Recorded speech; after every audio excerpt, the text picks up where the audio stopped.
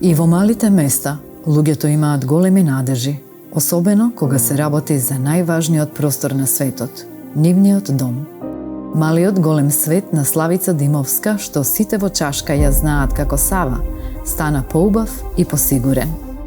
Со проектот Социјално домување во Чашка, што партнерски го спроведува Хабитат Македонија и Фондацијата Сен-Гобен, Сава им се придружи на уште 7 социјално ранливи семејства, чии домови беа реновирани во рамките на проектот. Направија луѓето, џерамидите ги пременија, а другите куќи се убаво направија луѓето, и малку и од моја страна, олуци ставија, се што се работи, се е убаво. Сама си се борам, ми помагаат. Малку се мачам и тие покрај мене, ама мора така да биде.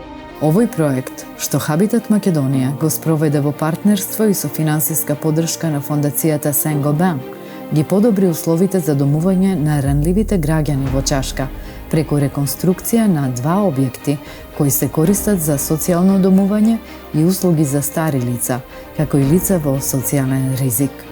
Двата објекти добија и нов покрив, донација од компанијата Винербергер. Со моите деца беа мали, тука ги пораснав, тука ги школував, од тука со мажија се. Све беше да никаде, катастрофа беше, немаше ни паркет, беше доле земја.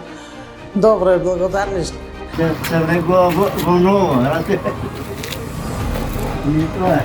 Тоа ни е купатило, таму ми е правено моето, што си е реновирано вече, таму што е, направи, иначе друго се остана се вреќи.